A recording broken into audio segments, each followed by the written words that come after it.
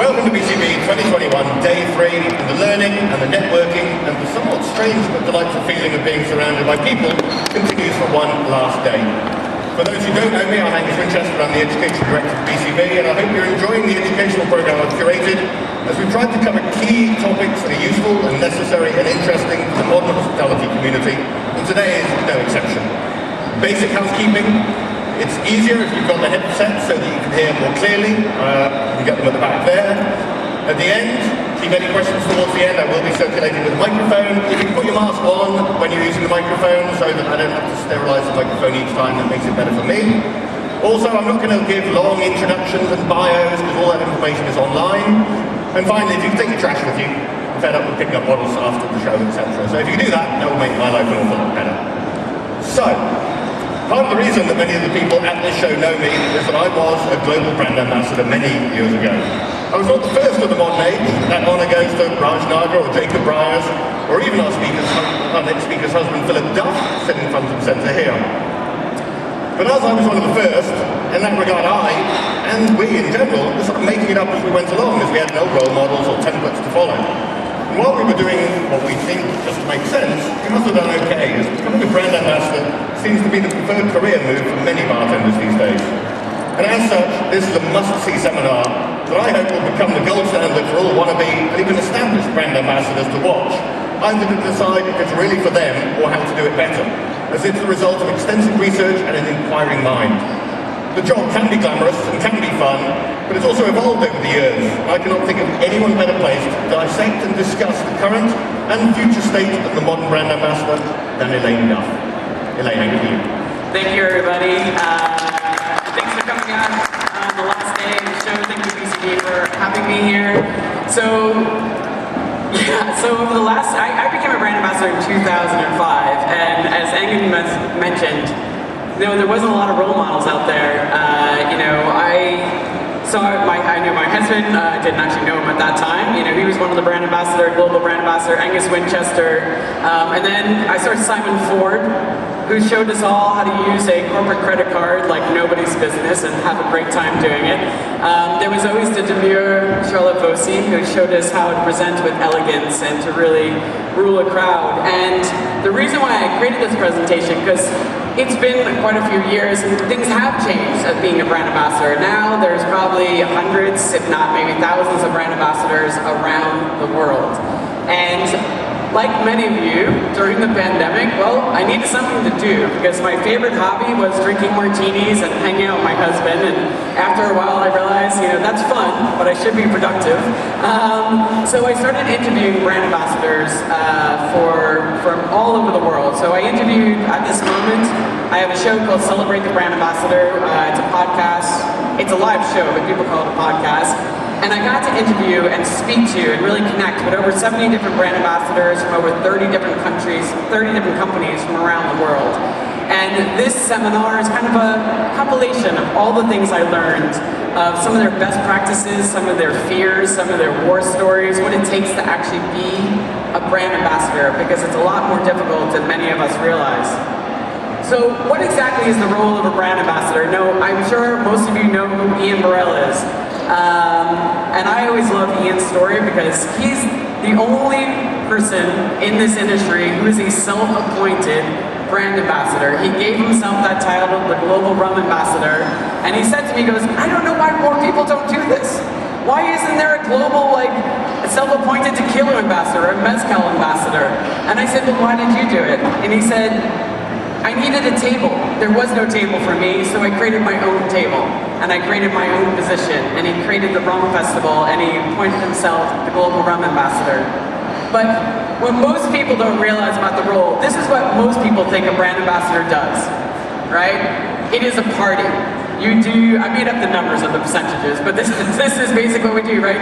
You get paid to eat and drink, you educate, and you travel a lot. It's a dream job. It seems amazing. This is all we do, right? Right? Lord, this is all we do. Exactly what we do, all the time. But this is exactly what we do most of the time. Most of the time as a brand ambassador, your job is planning. You spend a lot of time in front of your computer planning. You're writing emails, talking to people, responding to emails, reporting all the time, because if you don't report, you don't exist, right? You're doing sales. A lot of your job is doing sales and expenses, right? This is a lot of your job. So there is the sexy part. That's why we all do the job. But this is the reality part that many of us don't talk about because it's not on Instagram or on your Facebook page because nobody talks about it. But it's almost a part of your job. And if you're going to be a good brand ambassador, you have to get really good at all of this.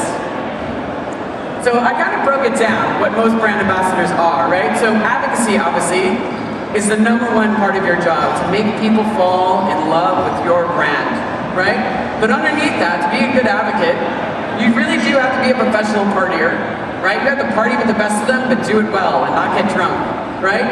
You have to be a full-time networker. That is your job. You have to network, you have to build relationships. You have to be a great presenter, an educator, and an influencer. Who knew? Back in the day, there was no social media when I was doing this. That's how old I am. So, you know, becoming an influencer is a big part. So now you have the other part, right? So you're a salesperson, a spirits expert, a mixologist, an event planner, and then you have to become almost a brand manager as you move up in your role, right? Which requires you to be a strategist, a corporate executive, an accountant, and a mediator, because you're the person who's constantly talking between the distributor, the brand person, the bar, right? So you have to be able to manage all those relationships. This is what it takes to be a great brand ambassador. You need to be an expert in all these things and master them, because it is one of the most complex roles that we have in the industry at this time. And most people don't appreciate it because they don't know. They have no idea, especially brand owners have no idea what it really takes to be a great brand ambassador. All right, so who makes an ideal brand ambassador? What are the things we're looking for? So if you want to become a brand ambassador, is anybody here wanting to be a brand ambassador? Okay, I like it. All right, who is a brand ambassador? All right, there's a few, right? Who wants to hire a brand ambassador? Anybody? There you go. So what you're looking for is, now when I did all these interviews, right, I spoke to, as I said, over 70 different brand ambassadors, and I have been a brand ambassador, and these are some of the things that I found that they all had in common, right? So to be a brand ambassador, like, you had to have, before you took that job, an entrepreneurial mindset, right? Every brand ambassador that I know today that is successful, before they became a brand ambassador, they weren't just working at the bar, they had side gigs. They were doing syrups, they were selling products, they were doing, you know, other trainings. They were doing competitions. If you want to get noticed by a brand, doing competitions is one of the best ways to get noticed by brands. And also, as my friend Nathan told me, who is the brand ambassador for Bacardi, doing competitions actually helped him become a better presenter, because he literally didn't realize he entered world class, and he had no idea that he bartended with his head down. He thought he was doing a great job, and he said, by doing world class, I learned to present with my head up, right? So these are things that also help you be a better brand ambassador. Doing seminars, doing things like that, showing that you have an expertise in putting yourself out there in the world. Because even if you are a brand ambassador, or you want to become one, you should be always working on building your personal brand. You gotta put yourself up there. You're always looking for the next gig. You wanna keep moving yourself up. Because the person that gets noticed, as my friend Adrian Briggs from Bacardi told me, he was like, I have 70 brand ambassadors. The ones that get promoted are the ones that put themselves out there that I know, and I start to recognize them, and they're doing things like this. They're doing seminars, they're presenting ideas. They're also, you have to be a self-starter. When I realized I didn't hit my own time clock, that thing escaped me. You also have to have, you know, education, right? You should always, obviously we all know that's why you're here, right? You have to keep upping your game. So taking classes like the WSET, Bar 5, but now there's so many online education courses. And if you want to move up in your career, you really have to keep up your education, especially learning about marketing, strategy, how to create scalable solutions. These are really important to keep growing in your career. Your attitude. I always say, you know, just keeping it simple, don't be a dick. Just don't be a dick. If you want to get further in this life, that's just it. Don't be a dick online, don't be a dick in person, right? That's just what it is. It's as simple as that. And as Giuseppe told me, he said, I look for a brand ambassador who, when I'm sitting with them, do they have manners? When I'm sitting with them in the bar, do they know how to sit at a bar? Are they not aggressive with the buyer? Do they know how to have that conversation? Do they have manners in person? Do they have manners when they're out? Because if you don't have good manners, you're not going to make a great brand ambassador, and it's really important. And the last part is, as I talked about, building your personal brand. So getting yourself out there, building your brand. This is how you get noticed, this is how you get moved up in the world. You gotta keep doing things like doing press, social media, just being out there is really important. So why make the leap? Because that job is hard. People see that, I've actually talked to people about that, they're like, I had no idea how hard this job was, right? So why do so many people make the leap, right? The biggest thing people tell me is the schedule. Right? One is, it's scary because you don't have a schedule, but the second one is for the first time in your life you have weekends off, and you have holidays off, and you get paid, right? You get financial perks, you get a steady paycheck for the first time in your life, because when you're doing bar shifts, you're not sure what it's going to be. You get a corporate card. It's always very nice. I miss my corporate card every single day. You also, the adventure, right? You take this job because you do get to travel around the world. You do get paid to eat and drink. You do get paid to travel. You do build a network that you would never have, or else you were traveling around and your job was to make other people happy. Was to go into restaurant bars, buy people drinks. It's an amazing job. People want to be your friend. And then obviously, you have the upward mobility. There's a lot more opportunity. Now in 2005, even to 2010, the biggest question was, what do you do with the brand ambassador after 5 years? You can only become the senior brand ambassador, right? That was the only upward. But now that's not the case. Now people are moving internally within the company because corporations are realizing their brand ambassadors are the most valuable people they have because they understand how the distributor works. They understand how the bars and restaurants work.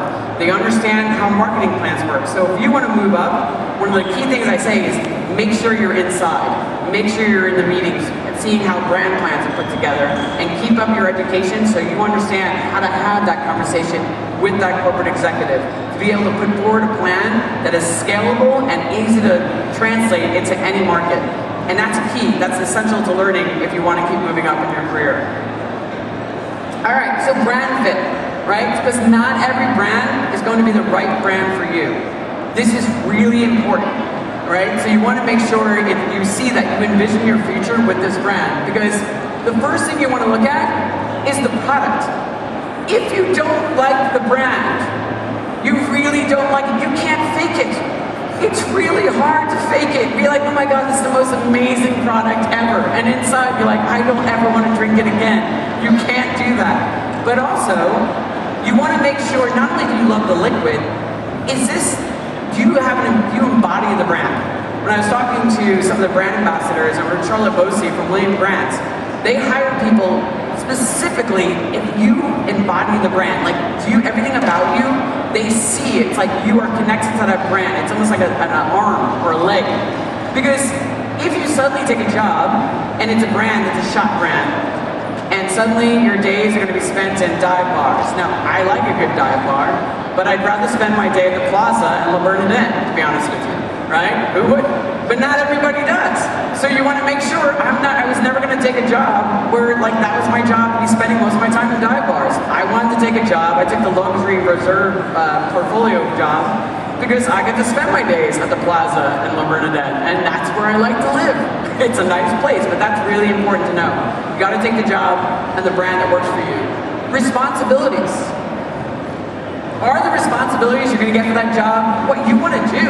Because you know what I discovered after interviewing 70 people? Everybody's job is different. There is not one job of a brand ambassador out there that is exactly the same. Yes, advocacy is always the same. Building your brand, getting people to love it, but your responsibilities, even working for the same company, will be completely different if you work for a different brand. So making sure you ask those questions. Okay, so what's my job? Am I going to be spending 90% of my time selling and a little bit of my time educating? Or is 95% of my job educating and building advocacy? There are many different roles that this job can be, so making sure you understand that is really important because every single job is different. And as a person who's hiring a brand ambassador, you have to be really clear what their responsibility is going to be, because people get burnt out really quickly when suddenly they're doing something they hate. Right? They're realizing this is not what I want to do every single day. I thought I was going to be educating, drinking, traveling, and having the best time, and now I'm negotiating with distributors all day and making sales deals. I hate this job. But sales is always part of being a brand ambassador. Don't ever fool yourself. And the last thing is a cultural fit. Do you like what this company stands for? Do you like their ethos? Do you like, is inclusion and diversity really important to you, and do they have a policy in place? Are they a person who takes the environment important, or is it essential to them? The best way to find this out is finding other people who work for the company and asking them questions. Do you like working for this company? What do they stand for? What do you like about it? Because sometimes you'll find out a person who looks like they love their job, hates the company they work for, has been looking for another job for the last year, and can't wait to get out. So making sure you understand this before you take that job. Don't just take the job because you want to be a brand ambassador. Make sure it's the right fit for you.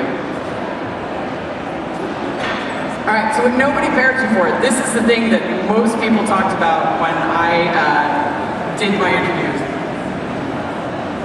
is the fact that suddenly I didn't have a schedule or a task to achieve every single day. Because when you walk into a bar and you have a bar shift, you know exactly what you need to do, don't you? You know your mise en place, you know exactly what the drinks are, you know what time the bar is going to close, you know what time. When you become a brand ambassador, you don't have a schedule. You might not talk to your boss for days. Nobody tells you what to do. They give you some goals and some KPIs, and they give you a computer, and then they give you a credit card, and they go, have a nice day, have a good time, hope you figure it out. They'll give you some brand education. Now that is definitely changing. People are definitely guiding people, but it is a lot. This is the thing that everybody talks about. They're like, I didn't know what to fucking do. I got the job. I woke up and I was like, what do I do today? I have no idea. This is one of the biggest fears. So the second thing people talk about was there's no instant wins, right? When you're at the bar and you present a drink and the person likes that drink, it's a win. You made that person's day. When you're a brand ambassador, most of your wins, you'll start working on something today. You might not see the result of it for 6 months. It's like hard to tell, like, did I do a good job today? Did I work hard today? Because nothing really exciting happened today. When you're a bartender, every day is going to be a great day, right? Self-doubt, you have self-doubt all the time. All of them told me, like, every day I thought I was getting fired. Every day. Because nobody said, you did a good job today. Because nobody talks to you. Because you didn't see your boss for 2 weeks or you haven't seen an email, right? This is the thing I'm going to tell you, industry secret. When you get hired for a company, it's really hard to get fired. It's really hard. You know why? I'm not saying you can't get fired. You do something really fucked up, they're going to fire you instantly. But really, for the most part, they've taken a year to find you, train you, educate you. They've spent tens of thousands of dollars locating you, getting you on board. They're not going to fire you tomorrow because you had a bad day. This is something, but every brand ambassador said, I thought I was getting fired every single day because nobody emailed me for days. So I just thought they forgot about me and they were planning my demise, right? This is something you gotta realize about the job. Long nights, early days. Your brand manager went to bed at 9:30, probably put their kids to bed, 10 o'clock. They got up in the morning, they went to yoga. They were at their desk at 9, right? They're all bright and perky. You've been out to 2. You've been partying, you've been having a good time, you've been doing your job, advocacy, and talking to people, and buying them drinks, and building brands. But you still have to be at the desk at 9. You still have to be at the computer because the emails start coming in at 8:30, 9 o'clock, right? So learning that's a big part of the job, right? Being able to manage that. You're on the other side of the bar. What does that mean? When you're on the other side of the bar and you're making the drinks, people kiss your ass, right? Distributors, salespeople, they're so nice. They want you to buy their products. They take you out, right? And your friends, you're like, oh, and you become, every brand ambassador told me, I had the same illusion. I was like, oh, I'm gonna be a brand ambassador, it's not a problem. I knew everybody in the industry. I can get placements all day. You walk into your friend's bar, to like, dude, I like you. I don't really like that product, or I don't have room in my bar. I'm not taking it in. It's not happening. And then suddenly you realize, holy crap, I'm on the other side of the bar. I'm that annoying person coming into this bar trying to get people to buy things from me. So you realize that this is going to be a little bit harder because your friend is no longer your friend. They are your friend, but they're a client now. And now you have to have that conversation. So understanding that you have to have, that it's a little bit harder. It's also really lonely. You're on the road a lot. You're by yourself a lot. You're running around bars by yourself all the time. An industry secret a lot of brand ambassadors told me, always bring a friend with you, because then the bartender doesn't feel obligated to have to speak to you all the time or entertain you. So if you go out drinking and you're supporting your accounts, and you bring another friend with you, then the bartender doesn't feel that like you can have somebody else to talk to, right? And they're not there, and they don't have to be your sole entertainment. So having a friend also is beneficial for your mental health, but also for the bartender as well. And also you can buy more drinks and support your brand more. Also, as a joke, so many bad drinks. You're gonna drink so many bad drinks out there. And you know what? To be a good brand ambassador, you're gonna suck it up. You're gonna drink it and say it was amazing, it was the best drink you ever had, because I'll never forget like a scandal that happened a few years ago where a brand ambassador sent a drink back. Oh, he was crucified. Everybody crucified him, right? So you will suck it up and you will say it's awesome. It's the best thing you've ever had, or just go with my favorite is it's interesting, right? It's interesting, right? We all know what that means, right? No schedule. Right? You have no schedule for the first time in your life, which is amazing, right? You have no schedule, you can do whatever you want, but you have no schedule. So you don't know how to plan your day. So the one thing you have to learn being a brand ambassador is how to plan your day, right? How to plan it from start to finish. What am I going to achieve this day? Learning organizational skills, I cannot tell you, taking productivity classes helps me so much, like learning how to organize my time and my day so I can achieve all my goals, so I didn't feel crazy. And I knew at least every day I have one goal for every single day, and if I achieve that goal and I do nothing else, I've had a good day. It's really important to start to learn how to do that. Corporate communications. Everybody talks about this. Suddenly they have to learn PowerPoint.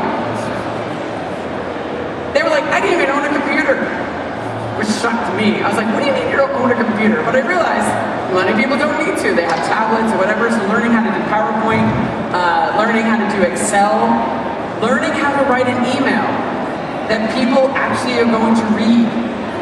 Because that's a skill. Learning how, it's something I recommend, like learning how to write an email so like your points get across and not writing like a Bible.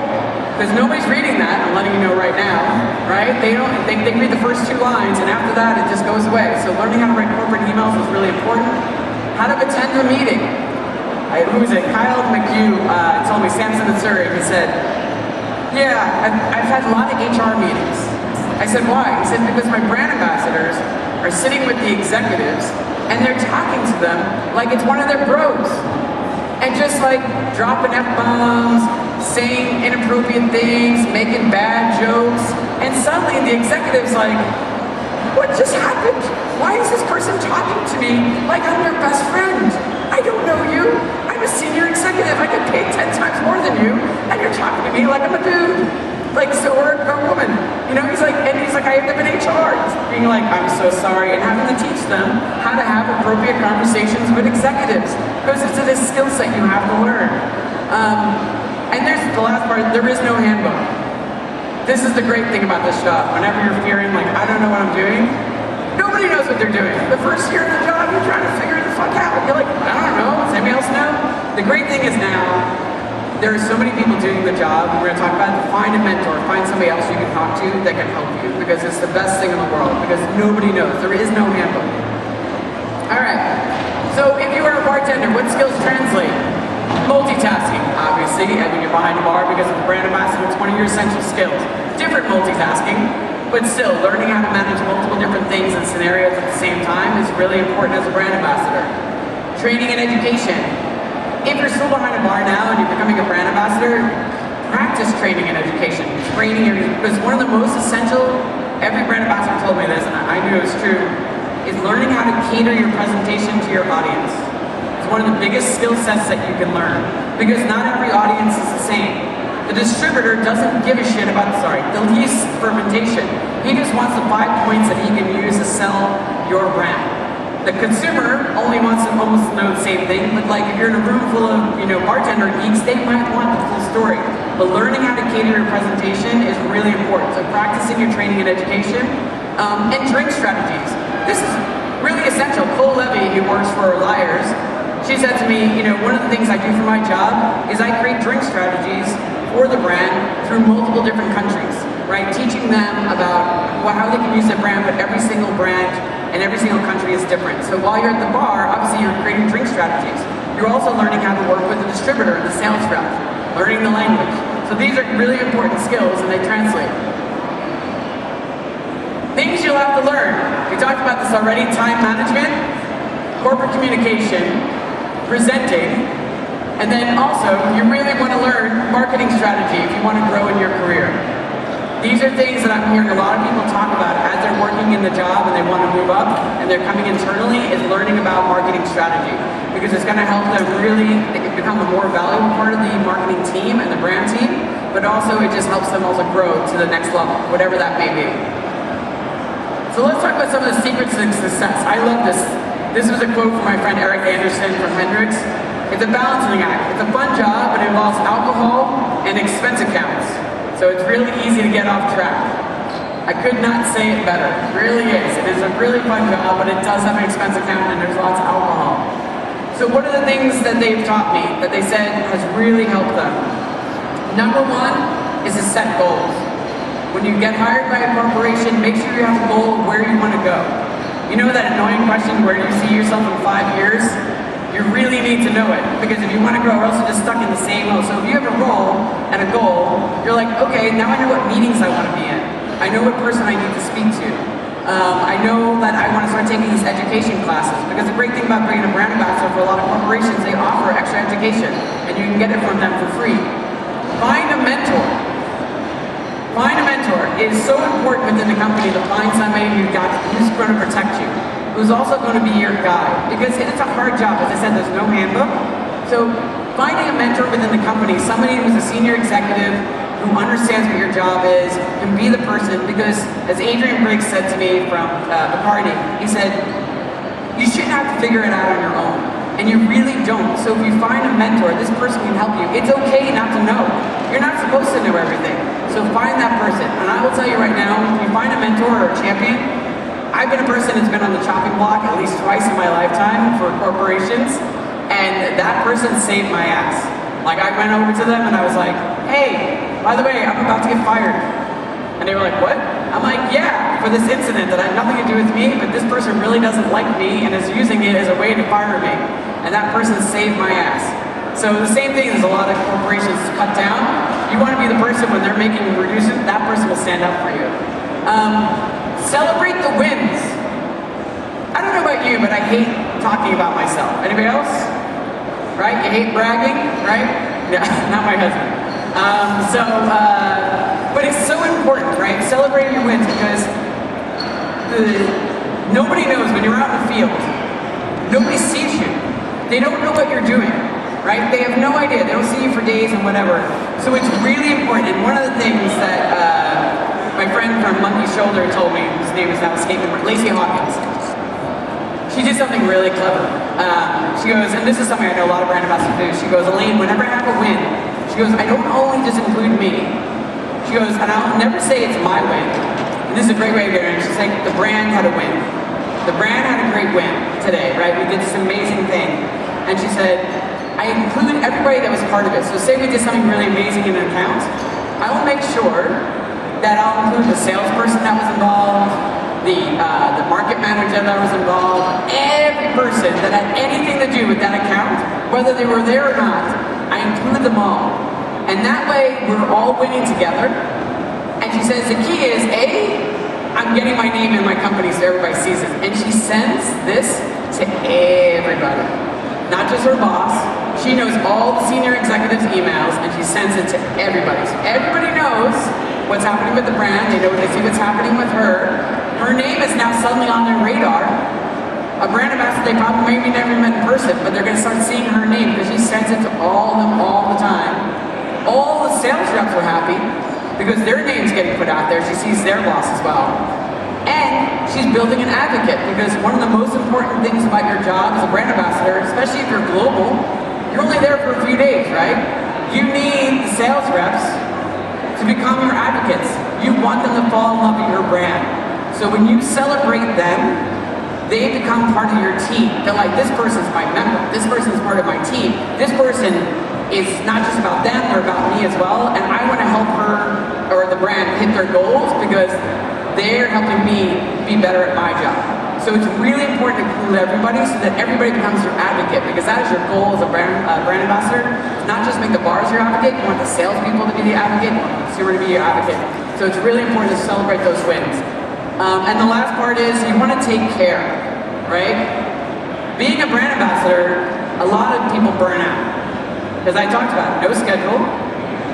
You never know if you're doing a good job half the time, right? Because nobody's talking to you on a daily basis. You're up late, you're out late, you're up early, you're constantly traveling, right? So one of the ways you can take care, that people talked to me to share with me, was have a routine.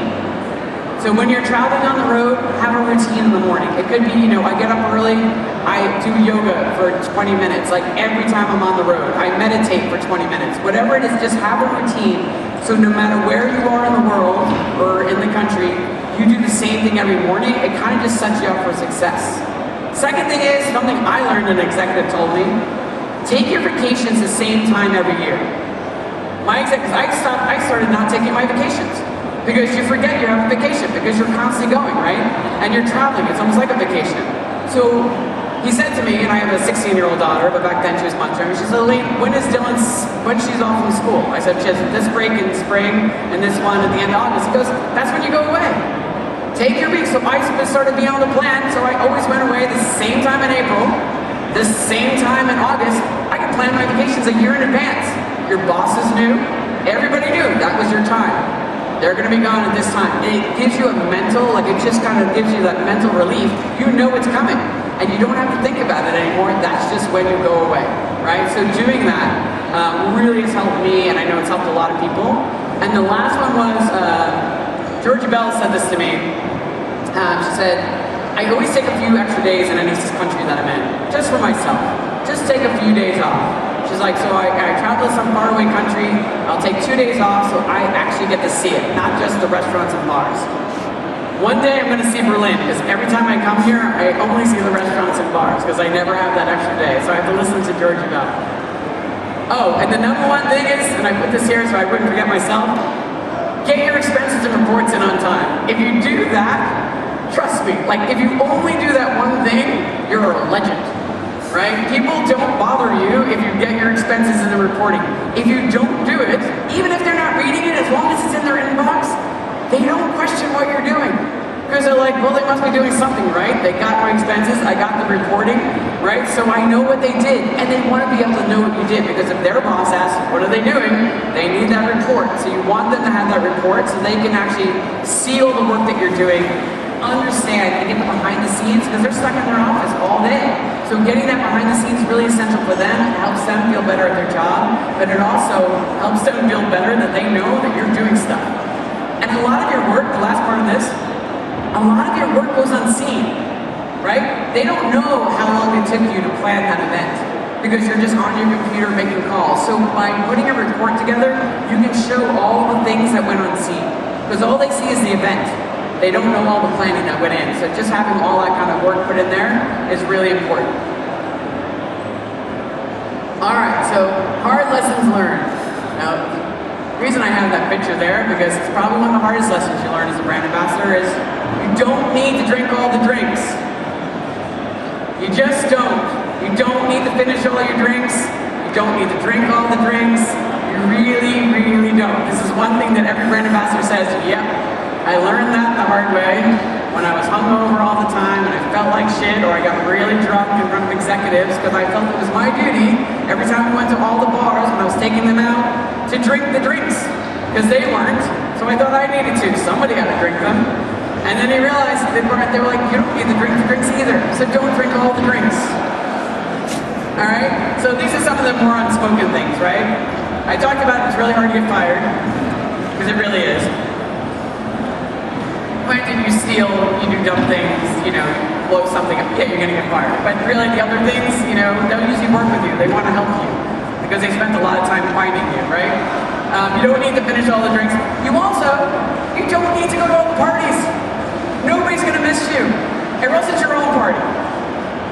If it's your own party, you need to show up, right? And you need to stay to the end, right? But all the other parties, you don't need to go to. Nobody cares. Right? They really don't care if they don't show up. You're not the most important person there. You know, they'll miss you. It was a great time, but trust me, you probably need to go home a long time ago. So knowing that is really, really important. I just want to make sure I don't miss anything. Oh, this is another one. So you know your brand, right? And you probably know your own portfolio. You also need to know your distributor's portfolio. Why is that important? Well, say you're doing a presentation. You're teaching people how to make Manhattans. You suddenly grab your favorite vermouth, Capana Antica, right, or Dome, something of that nature. Finds out your distributor doesn't carry that vermouth. They carry a different vermouth. They're not happy. I've seen entire presentations get shut down because of that, because their mixers were not the right mixers. They happen to carry Q-tonic, and you're using Beaver Tree.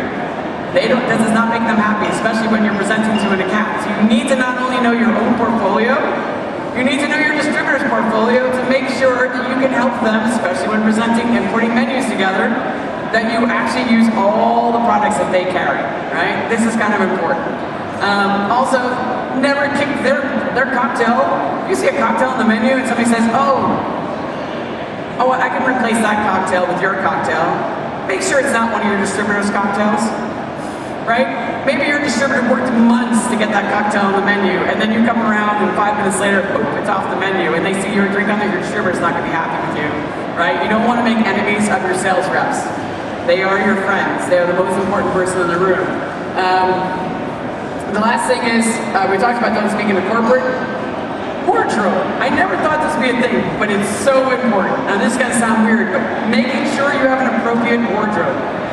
When one bartender, she said to me, she goes, yeah, I realized after I got the job, I didn't own a blazer or a jacket or a corporate looking dress, and I had to go to a distributor meeting or a corporate meeting, and I didn't have the right wardrobe to go.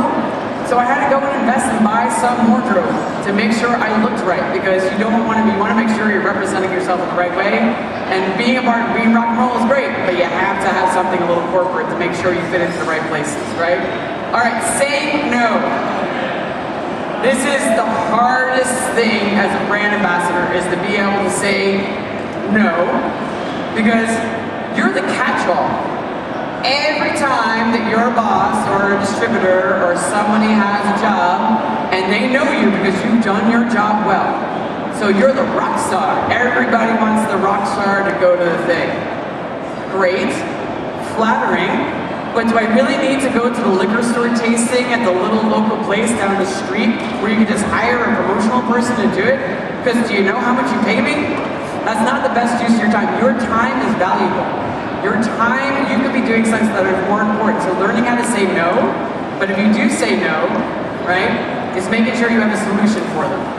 Like, I don't think I should be the person doing that job, but I do know some people that should, right? So always coming back with a solution, but it's okay to say no, because your time is really, really valuable. You're very good at what you do, and there are other people who probably can do it, like an agency, or they might not do it as good as you, but that's okay.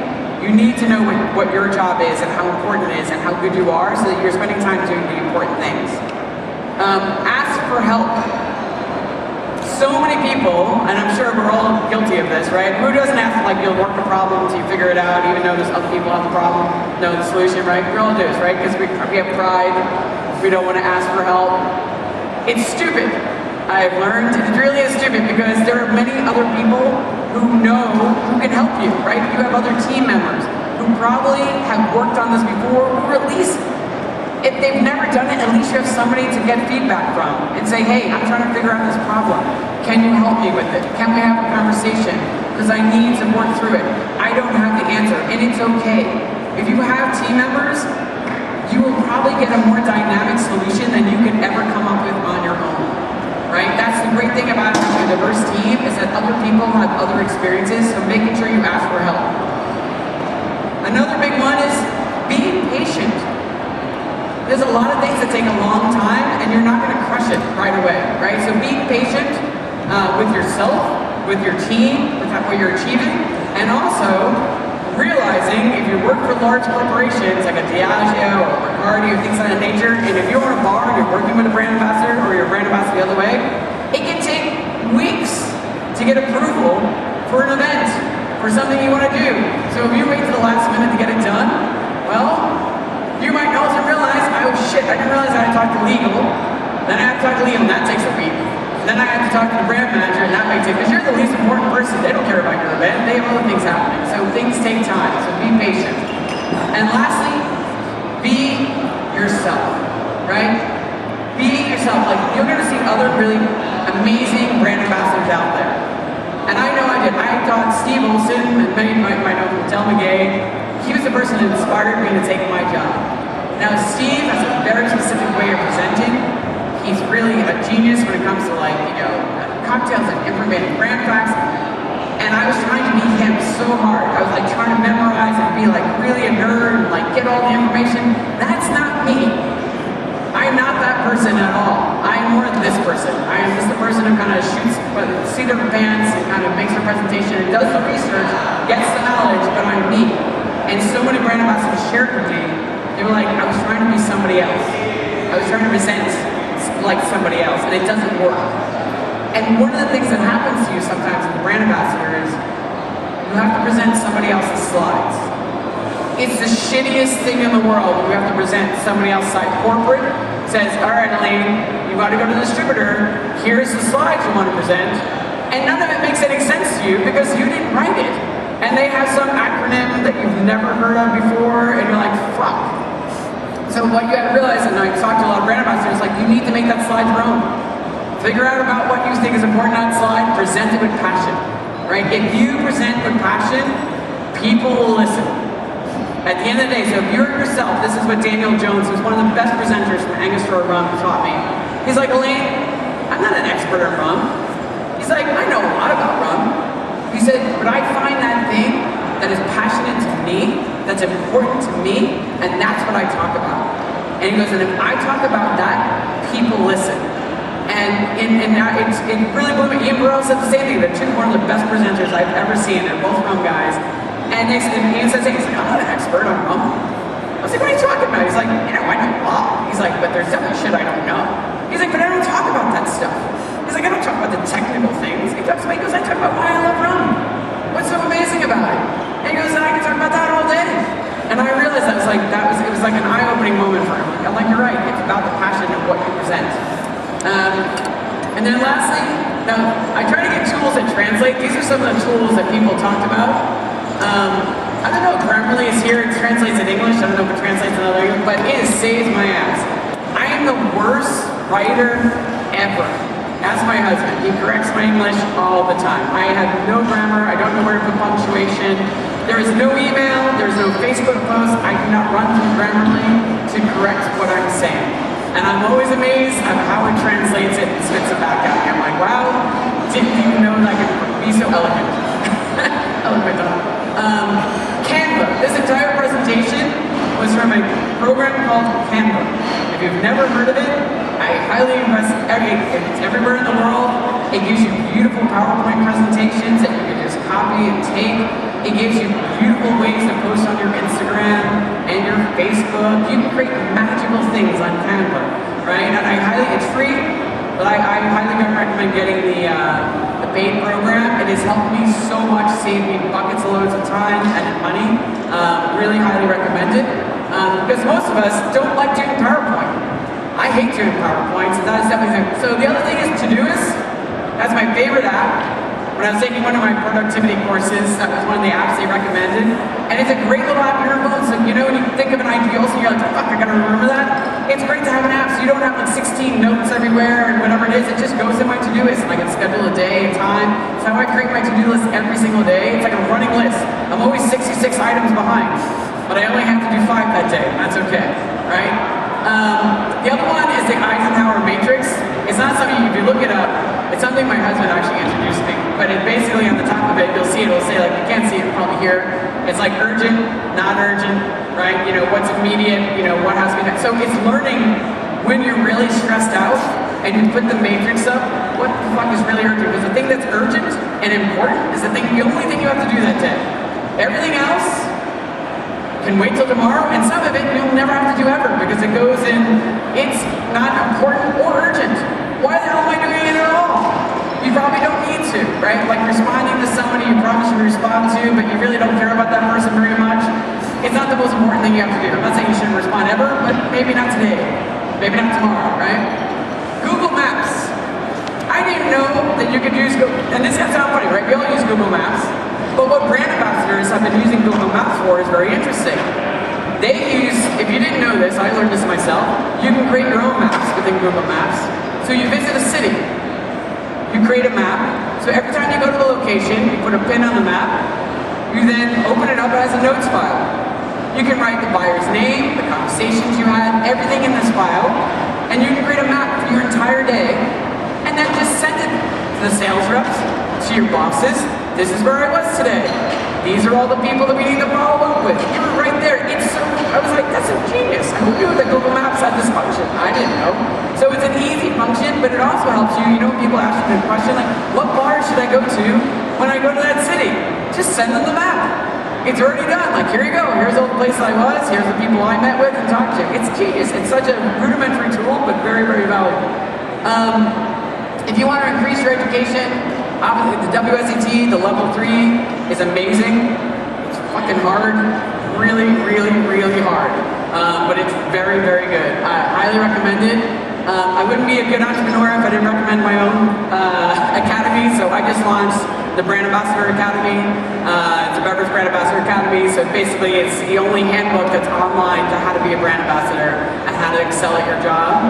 So you can find it at bevixba.com.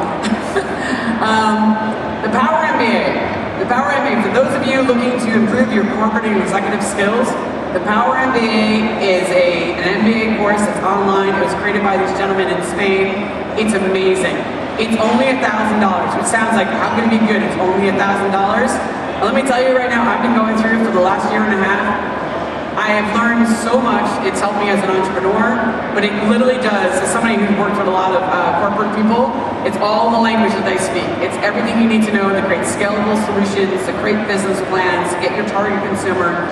They teach it to you, and the classes are fantastic. I highly recommend it. It's the most affordable higher education you can probably get that's excellent online. And the last one, and this is something I plan on doing, I've never done it, but Nick Crutchfield, who from Piaggio, he told me about this. He said, Elayne, I thought I was a good presenter. And then I went to Toastmasters, and they have them everywhere around the world, where you can go and practice your presentations. And there's a live audience, and they will critique it right there. And they'll tell you what you're doing right and what you're doing wrong, and they'll keep working with you until you, and it's free. I think it's free. Maybe it's a small membership fee, but it doesn't cost that much money. And during COVID, he's able to do it online and Zoom, so you can do it anywhere. But if you really want to get good at presentations, it's definitely something I plan on taking and really practicing. Toastmasters. It's really an amazing organization. I definitely know there's one here. So there's live courses, and then there's ones that are online. And that's it. That's my presentation on Brand Ambassador Revelations. So now we're up for questions.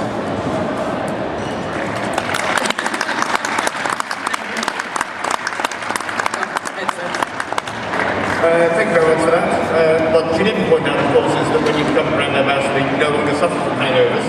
You then suffer from excessive product loyalty. Yes. Massively important. So, does anyone have any questions for Elayne? Hello. Hi. Wonderful presentation. I have a question for you. Because obviously what you're developing feels like it could be global, but obviously you're from the US, lots of it can be American-based content and revelations as well. What do you think is now the future of brand ambassadorship now that the new normal is sort of taking shape? And maybe brand ambassadors in other parts of the world might not ever be able to get on a plane again, or might not be able to be in person as often as they like. I'm just curious your thoughts on that future. No, it's a great topic about this speak about. So no, it's a great question. I had this conversation with a lot of brand ambassadors when I was talking to them, like what they thought the new normal and what they were going to do. And there was actually some really amazing revelations in that. The fact that they said, Elayne, what I'm excited about is I could do so many more things on Zoom than I could ever do in person. And they said, I hope that continues, because now I don't need to leave my family. I don't need to get on a plane. I can do 5 presentations to 5 different countries in one day, rather than flying to that country, sitting down, having a presentation. And they're like, no, is it ever going to be as impactful? No. but it's pretty darn good because people are getting used to it. So I think, you know, the new brand ambassador, one of their main skill sets is how do you become engaging on Zoom? How do you connect with your audience? And a lot of them gave me some secrets, which was funny. Like, one, just pretended people ask questions. And they'd be like, that's a great question, because nobody knows if I asked it, because people would type it in the chat. So they'd be like, that was a great question. And they just start talking to people, or they call people out, but just finding ways or finding that person that is engaged. So yeah, I think Zoom is not going away, or other platforms like that. And I do think large corporations like Diageo are probably going to build like bigger platforms that it does become more engaging. But I think the new brand ambassador now selling, that's going to be a whole other story. I think we still have to do that in person, but yeah. I think it's going to allow you to do things in a much more scalable solution than you ever did before.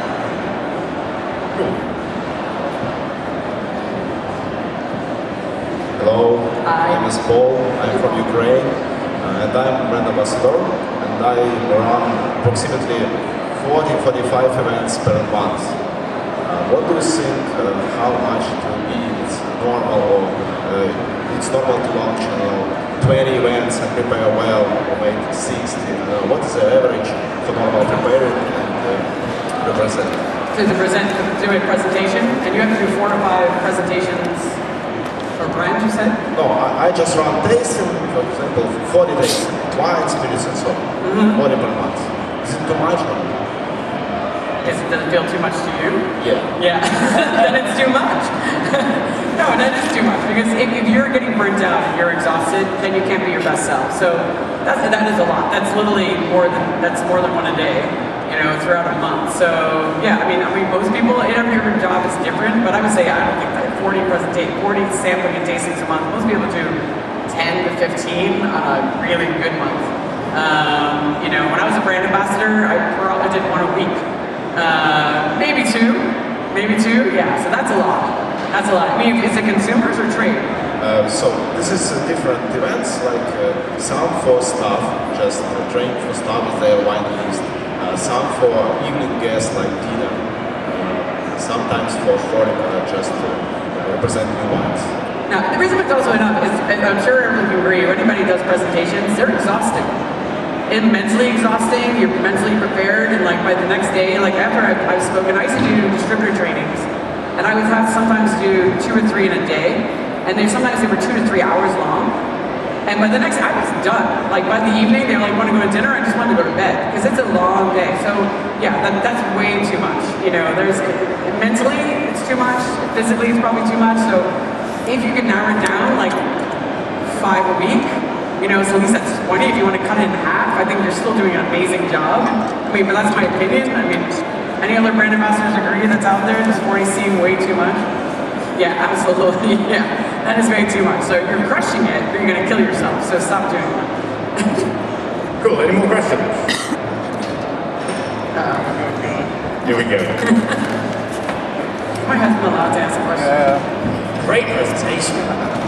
But what advice would you give to somebody switching from brand to brand or from category to category? That's a great question. That actually is a great question, because when you switch from brands, first thing you've got to realize is if you go from one company to another, if you haven't realized from this presentation, is that every company is completely different. So don't go in there thinking, I got this, I'm going to crush it. Realize that that's good to have confidence, but you're going to have to learn a whole new set of way of working. You're going to have to learn a whole new way of recording, a whole new person you need to be speaking with, so this is really important to understand that. So to go in with an open mind and be ready to relearn your job, right, and be patient with yourself, because you think you get frustrated, you're like, I should know how to do this, but you don't, because it's new. And if you're switching from brand to brand, some people worry, they're like, oh, people are going to know me, I'm the Tanqueray person, and now I'm working for Miller's Gin, whatever it is, they forget. To be honest with you, nobody, like, they're not like, oh, they're like, it's life, you change jobs, like, you know, that's why you should never shit on the competitor, because you never know where you're going to end up working. So never ever, it's bad practice anyway, but really never talk back, because suddenly you end up working with Miller's Gin, they're like, didn't you say Miller's Gin was shit? And you're like, no, it's amazing. You're like, that seems interesting. So really never, I don't know why I'm using Miller's, but it's amazing too. But yeah, so that's the thing. It's like making sure you never, so that way, and don't be nervous about it, but be understanding to really be patient with yourself and to really understand how they work, because it's going to be all new to you. I have a question. You interviewed an awful lot of brand ambassadors. What's the average age of the quality brand ambassador? It's interesting because it's definitely changed. You know, when I got into the game, when we got into the game, most people were in their 20s, maybe early 30s. I would say, you know, I'm meeting a lot of brand ambassadors in the 40s, 50s, you know, that have, you know, because they've been burnt, they've been at the bar for a long time, and this is like, wow, I can now take a job on that I get a steady paycheck, I get holidays, I have time to be with my wife and kids, you know, so, yeah, I would say, but most people are in their 30s and have no kids. Okay, next question. A lot of bartenders say it's a career progression to move from bartender to brand ambassador. Where do brand ambassadors go? Yeah, that is a good question.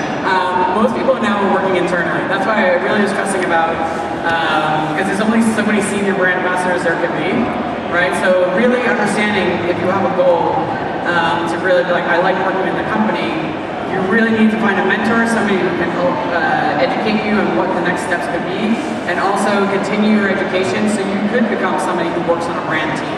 I mean, Anne-Louise Marquis from Campari has one of the best jobs. She really does. Her job is just to make people happy. Like her job, and brand ambassador is a catch-all title. So your brand ambassador title might always stay. And her job is the national portfolio ambassador. Her job, I asked her what her responsibilities are. She said, Elayne, my job is to find meaning. I said, what does that mean? She's like, I have to make sure whatever we're doing brings meaning to other people, right? And I was like, that's all you do? She's like, pretty much. I find meaning. She's like, I do events like they do Campari Volunteer Day, for Mother's Day they did a big program. She's like, everything I do, and she works internally within the office, so she went for brand ambassador, and she said, I had a goal, I wanted to be the person that was in front of the press, and I started she always says, do the job you want before you have the job, right? So if there's a job you want within the company, start doing it.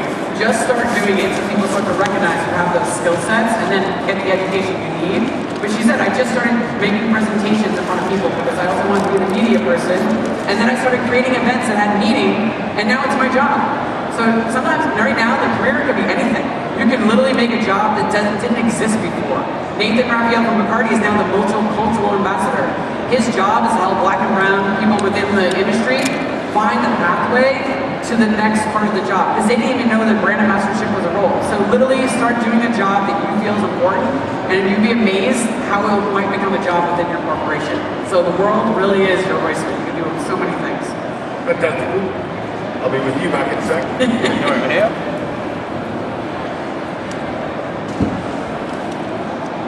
Okay, so if you haven't mentioned it yet, what do you think is the biggest challenge for a brand ambassador? So if I have a steady job and someone were to come up to me and say, okay, we would like you to do this, what can I expect to be the hardest challenge? The hardest, no, it's a great question. The hardest challenge literally is, if you had a regular job, is that everybody tells me the biggest challenge is there's no schedule. You have no boss. You're not like going into work, talking to somebody, having a conversation. You have your to-do tasks for the day. You know what your job is. There is none of that. So suddenly you are working for yourself. You're home. Or maybe there's an office you go to once in a while, and now you have to create your own schedule and figure out how do you achieve your goals in your own way. They gave me goals, and now I have to figure it out on my own. How do every single day I chip away at this and also feel like I'm being productive and that nobody's thinking I'm not doing anything, because all I've done today is sit in front of my computer strategizing on how I'm going to achieve the goals that they gave me. And it's just keeping that inside and not panicking is like literally one of the biggest challenges that brand ambassadors say they have. It's like, oh my God, is somebody going to fire me because all I did today was work on my computer, strategizing for the day and the week. But it's really important, and they do know that, and they understand it, and that's why reporting is. But that's probably the biggest challenge. I guess that is the biggest challenge. That is literally just finding that, and then just realizing there is no training. There's not a lot, except for the brand ambassador academy, of course. Another question, actually it's a two-part question. The first one, of the brand ambassadors that you interviewed, what percentage would you say came from trade? So came from like bartending careers moving into brand ambassadors versus say, marketing folks that became brand ambassadors and sort of went backwards? Gotcha. Yeah, I think I'm the only person that's ever done that. Went from marketing into being a brand ambassador, but I would say 98% of the ones. I have met, everybody I interviewed here definitely was a bartender and then became a brand ambassador. But I have now met and a lot of companies out there, a lot of small brands, because they want salespeople. So they're not hiring actually people from the industry. They're hiring people that they just feel are good salespeople, and then they're training them and bringing them on. So that's definitely a new, I think, a new characteristic or a new type of brand ambassadors coming into the industry. They don't know drinks, they don't know cocktails. They're learning the language. So really, is they're starting from scratch, but they're good at sales, and that's what they need. So yeah, so everybody here, they all can train. I would find most brand ambassadors we find that we see are mostly from the trade, they come on the other side. But it definitely is for smaller companies. I'm seeing a different role model because they don't really care about the cocktail form, they just want the sales. Yeah, for sure. That was sort of the second part of the question was, what advice do you have maybe for folks that are in sales or marketing and they are either interested in becoming a brand ambassador, potentially, that's maybe the path, want to go backwards. Yeah. And then other ways are hard to do trade and marketing. I would say my biggest advice, because I actually did that. I actually did switch from the marketing side of the business into the bartending and mixology and brand ambassadorship, which is a longer story. But you do need to understand cocktails. You do need to understand, like if you've never understood like classic cocktails, you need to understand classic cocktails. You need to start spending time in bars with bartenders and understanding. Maybe I did internships at bars, so I could actually understand how the bar functioned and worked, because I had never worked. This is going to be a scary statistic, but I became the head mixologist for the largest drinks company in the world in America, never bartended before. I was self-taught, and I did everything I could to learn about cocktails by working at bars, understanding how bars work. So if you're on the marketing side and you want to go on the other side, you need to understand the lingo, you need to be able to have a comfortable conversation with a bartender and understand what their day-to-day job is so you can really relate to them, so you're able to present your product that makes sense. Understanding account strategy, so you understand if your product is the right fit for them. So because not every bar is the right fit for your brand, so really understanding that. So if you're going from marketing into that side, you need to be able to speak the language, you need to be able to understand their day-to-day, and you need to be able to strategize, making sure that you have the right fit for the right brand, and then being comfortable going out drinking. You need to. It's a fun job if you learn how to practice it well. Elayne, that was absolutely awesome. I need to get you off the stage. Don't take us myself a tiny late, but that was everything I think it would be. Elayne Duff will be around, I'm sure, to answer questions afterwards. Yes. Thank you, everybody. Thank you.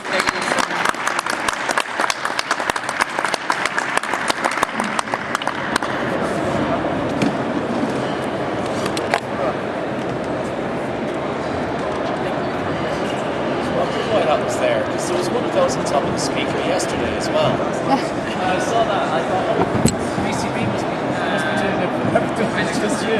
It's him, yeah. This is He's like making a mixtape at a concert. Holding your head up. he's a secret spy, actually. Surprised me at all. No one would ever suspect him because he's so obvious. Yeah. It's just a neon green sweatshirt. Oh, nice. Absolutely. You being a good tour? We live in America. No, he's American too. He lives with my husband. He's from the UK, but yeah, I dragged him over to America.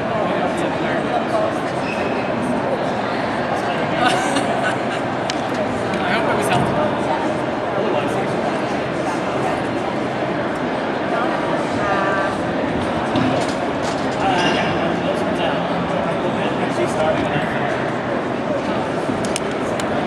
Yes.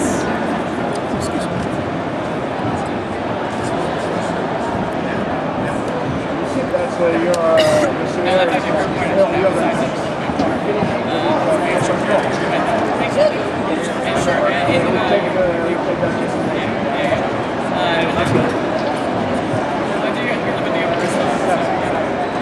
Where are you now? Oh, wow. Just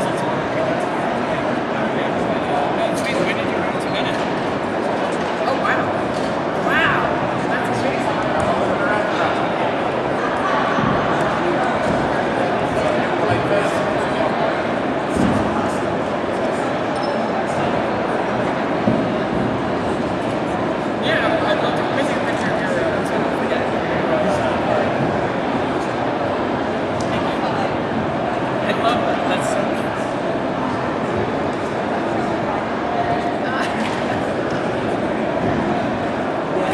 Bye.